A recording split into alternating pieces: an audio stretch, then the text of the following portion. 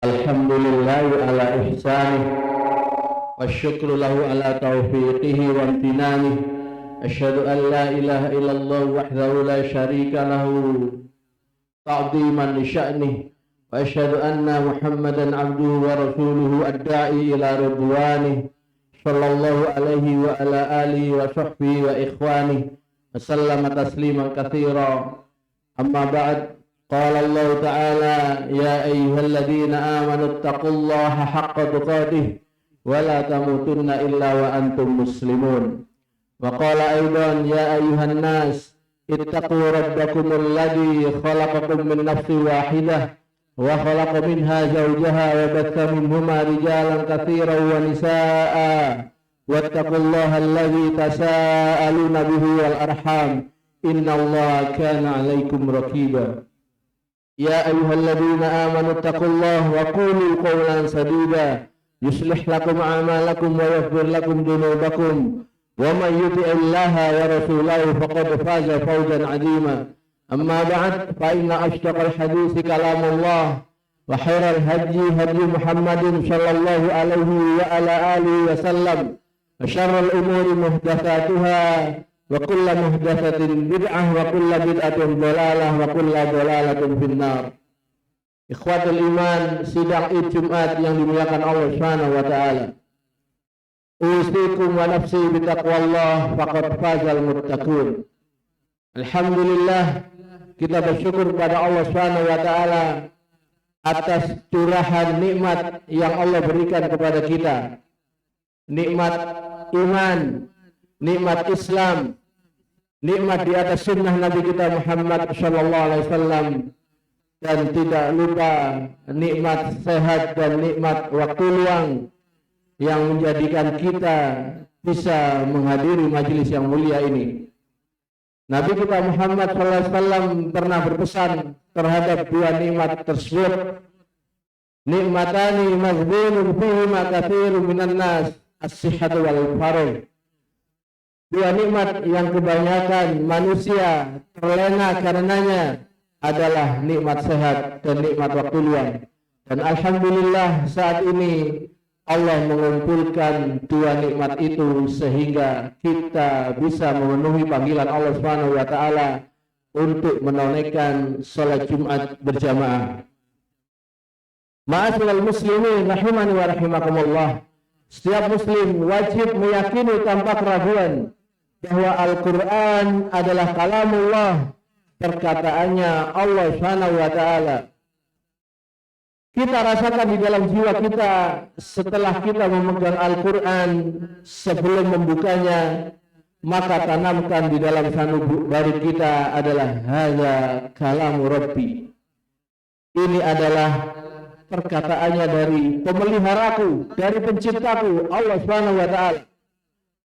Ini saya sampaikan karena ada manusia, sebagian manusia itu berbangga-bangga ketika dia mengulang-ulang perkataan-perkataan manusia-manusia terkenal, tetapi dia melupakan perkataan Rabb-nya. Betapa banyak kaum muslimin yang melalaikan membaca Al-Quran, padahal Al-Quran adalah kalam Rabb-nya, kalam pemeliharanya. Ma'asyiral muslimin rahimani wa rahimakumullah.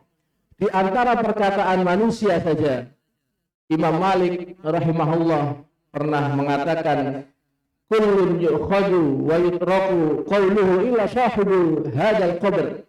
Setiap manusia bisa diambil dan dibuang perkataannya, ditinggalkan perkataannya kecuali pemilik makam ini. Waktu itu Imam Malik rahimahullah, imam dari hijrah, berdiri di samping makam Nabi kita Muhammad SAW. Setiap manusia bisa ditinggalkan perkataannya, tetapi perkataan Nabi kita Muhammad SAW itu tidak bisa kita buang atau kita tinggalkan. Tetapi ma'asyiral muslimin rahimani wa rahimakumullah, Nabi kita Muhammad SAW adalah bashar, makhluk yang kita sepakati bersama bahwa beliau juga meninggal. Tetapi Rabbuna adalah Al-Khaliq, pencipta kita, maka lebih pantas kepada diri kita untuk lebih memperhatikan kalam dari Tuhan kita Allah Subhanahu wa taala. Ma'asyiral muslimin rahimani wa rahimakumullah. Ketika seorang muslim memberikan perhatian kepada kalam Rabbnya, maka Allah Ta'ala memberikan balasan yang begitu luar biasa. Yang pertama adalah mendapatkan syafaat di hari kiamat. Dari Abu Umamah Al-Bahili, beliau berkata, aku mendengar Rasulullah sallallahu alaihi wasallam bersabda, Iqra'ul Qur'an fa innahu ya'ti yaumal qiyamah syafi'an li ashabi. Bacalah Al-Quran karena Al-Quran akan datang pada hari kiamat nanti sebagai syafi', memberi syafaat bagi yang membacanya. Yang kedua adalah perdagangan atau perniagaan yang tidak pernah merugi. Allah Subhanahu wa taala berfirman di dalam surat Fatir, Innal ladzina yatluna kitaballahi wa aqamus sholata wa anfaqu mimma razaqnahum sirran wa alaniyatan yarjuna tijaratan lan tabur. Sesungguhnya orang-orang yang selalu membaca kitab Allah dan mendirikan salat dan menafkahkan sebagian dari rezeki yang kami anugerahkan kepada mereka dengan diam-diam dan terang-terangan, mereka itu mengharapkan perdagangan yang tidak merugi. Ibnu Katsir rahimahullah berkata, qala Qatadah rahimahullah taala, kana Mutarrif rahimahullah idza qara'a hadhihi al-ayah wa qala hadhihi ayatul qira'ah. Imam Qatadah rahimahullah berkata, Mutarrif bin Abdullah seorang tabi'in yang wafat pada tahun 95 Hijriah, jika membaca ayat ini, yang surat Fatir tadi ayat yang ke-35, beliau berkata, ini adalah ayat orang-orang yang suka membaca Al-Quran. Imam Asy-Syaukani rahimahullah berkata, maksudnya adalah terus-menerus membacanya dan menjadikan kebiasaan. Ma'asyiral muslimin rahimani wa rahimakumullah. Sisi tidak meruginya di mana? Yang pertama, mendapatkan begitu banyak kebaikan atau pahala dari sisi Allah Subhanahu wa taala.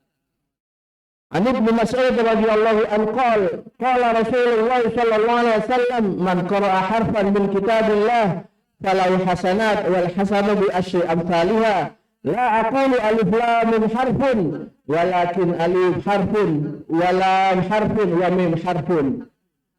Rawahu Tirmidzi wa qala Tirmidzi hadza hadisun hasanun sahih. Ibnu Mas'ud radhiyallahu anhu berkata, Rasulullah sallallahu alaihi wasallam bersabda, barang siapa yang membaca satu huruf dari kitabullah, yakni Al-Quran, maka baginya satu kebaikan. Dan satu kebaikan itu masih dibalas dengan 10 kali lipatnya. Aku tidak mengatakan alif lam mim di dalam awal surat Al-Baqarah itu satu huruf, bahkan alif sendiri satu huruf, lam sendiri satu huruf, dan mim sendiri satu huruf. Ketika kita melafadzkan alif lam mim, kita sudah mendapatkan 30 kebaikan. Ma'asyiral muslimin rahimani wa rahimakumullah. Betapa meruginya ketika kita tidak membaca Al-Quran.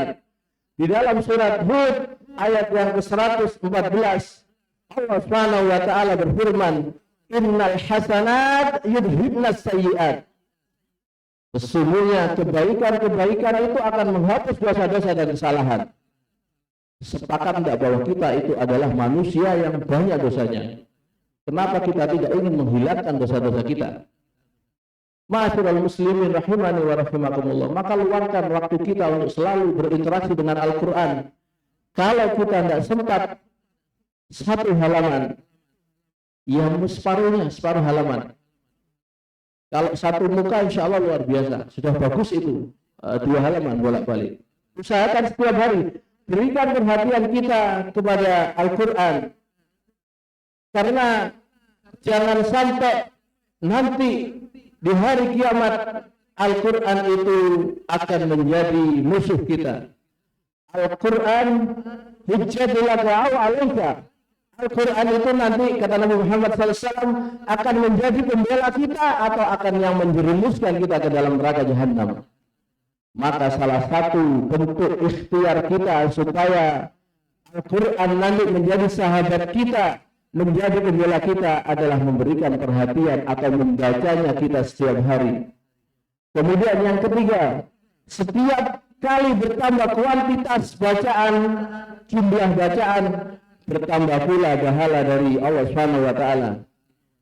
Antam Madari radhiyallahu anhu qala Rasulullah sallallahu alaihi wasallam man qara'a bi mi'atin ayah fi lailah kutiba lahu qunutul lailah. Tamim Ad-Dari radhiyallahu anhu berkata, Rasulullah sallallahu alaihi wasallam bersabda, barang siapa yang membaca 100 ayat pada satu malam, dituliskan baginya pahala salat sepanjang malam. Sepanjang satu malam penuh kita dituliskan salat sepanjang malam, mulai maghrib sampai menjelang fajar. Kemudian bacaan Al-Quran yang keempat akan bertambah agung dan mulia jika terjadi di dalam salat.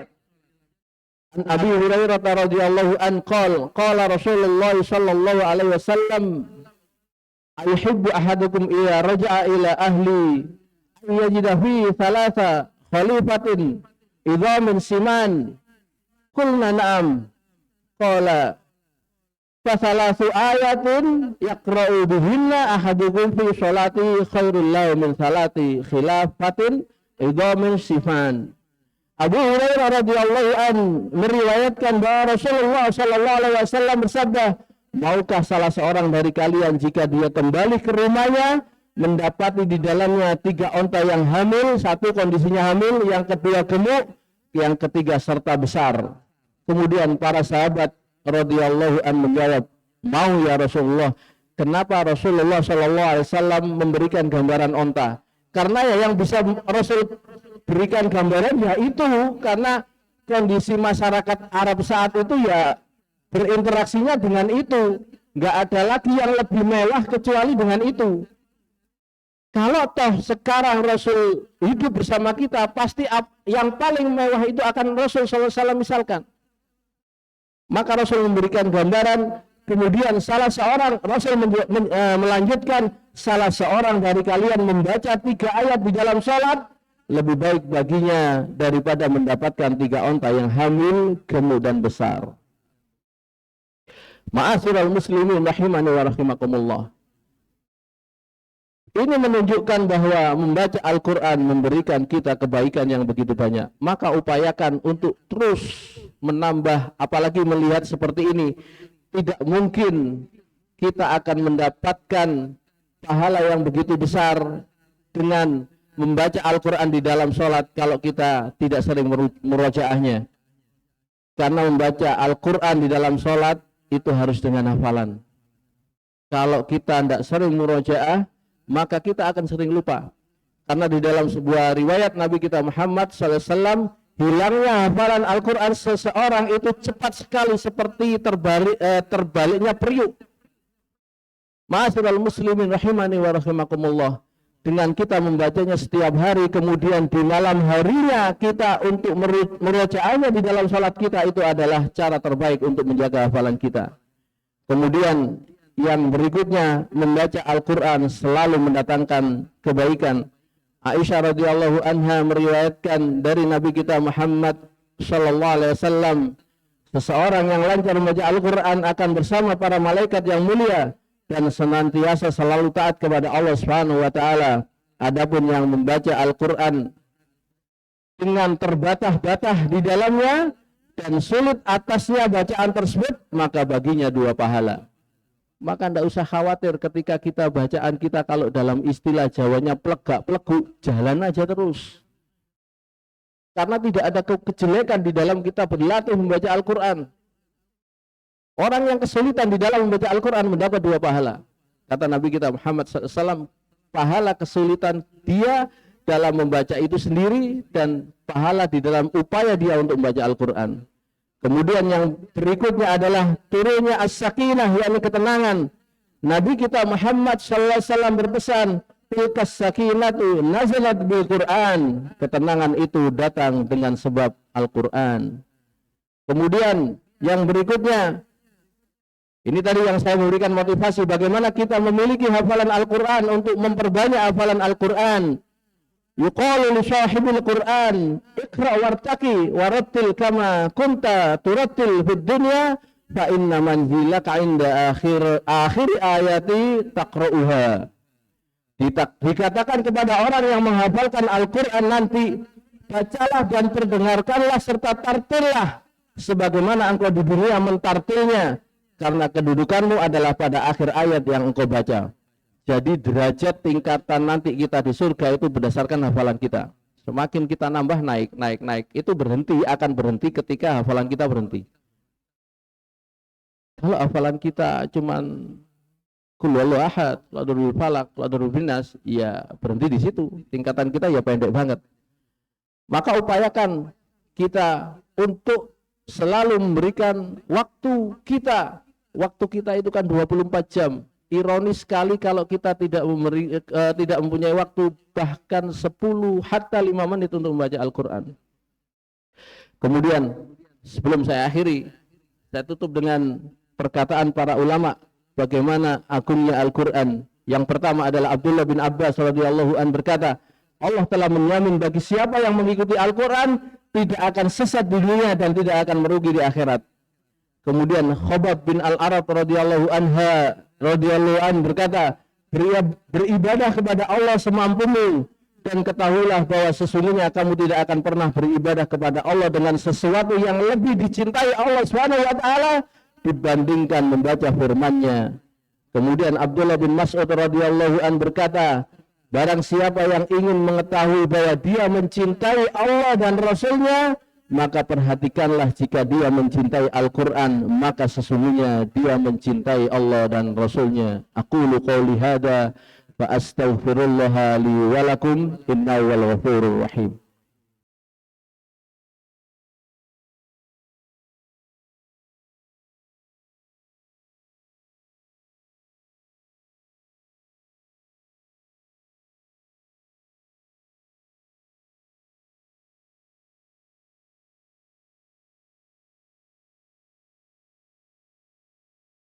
Alhamdulillah hamdan katsiran thayyiban mubarakan fih kama yuhibbu rabbuna wa yarda.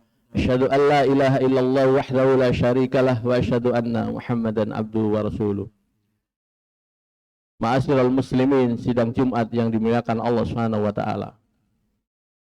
Kenapa saya sampaikan ini? Karena sekarang kita itu berada di penghujung bulan Rajab, di 10 yang terakhir di bulan Rajab. Artinya kita tinggal sedikit lagi akan memasuki bulan Ramadan fa insyaallah.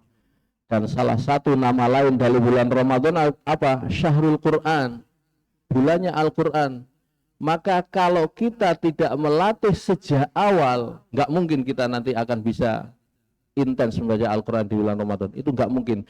Karena apa? Segala sesuatu itu pasti butuh latihan. Sebuah konsep sederhana yang semua orang pasti sepakat, bisa karena biasa.